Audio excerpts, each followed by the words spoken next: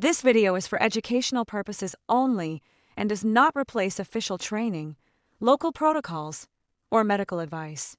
Always follow your specific agency guidelines and medical control. Think of your muscles as millions of tiny water balloons packed with fuel, protein, and minerals. Normally, these balloons stay tightly sealed, holding everything inside so your body can move. Rhabdomyolysis, or Rhabdo for short, happens when those muscle balloons pop on a massive scale. When skeletal muscle breaks down rapidly, it spills everything inside straight into the bloodstream. Here's exactly how that breakdown affects the body, followed by what matters most in the field. Part 1. The biology. When muscles are badly crushed, overworked, or cut off from blood, the muscle cells die and burst open. They leak 3 major things into the blood that the body struggles to handle. Myoglobin, the pipe clogger. This is a dark red protein that carries oxygen inside muscles. In the bloodstream, it travels to the kidneys, the body's water filtering system. Because myoglobin is huge, it physically clogs the tiny filtering tubes, nephrons, in the kidneys, leading to acute kidney injury, AKI. It also turns the patient's urine a distinct T or cola color. Potassium, the heart short-circuiter muscles hold a massive amount of potassium. When it all floods into the blood at once, hyperkalemia, it alters the heart's electrical system. This can cause the heart to beat erratically or stop completely. Purines, the acid makers, these break down into uric acid, which further damages the already struggling kidneys. Part 2. The EMS perspective, clinical risk and recognition. In pre-hospital medicine, Rhabdo is a silent, creeping killer. You cannot rely on the classic triad of muscle pain, weakness, and dark urine.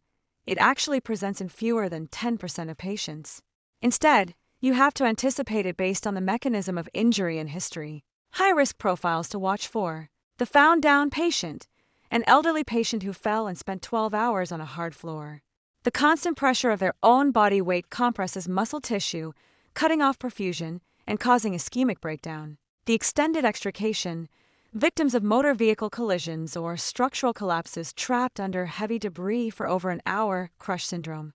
The overexertion and/or environmental mix, heat stroke patients, severe psychomotor agitation, e.g., excited delirium, stimulant overdoses, or status epilepticus where muscles have been firing uncontrollably. Field assessment and red flags. 1. Evaluate history and timeline immediate scene arrival. Identify if the patient has experienced prolonged immobilization, entrapment, or hyperthermia.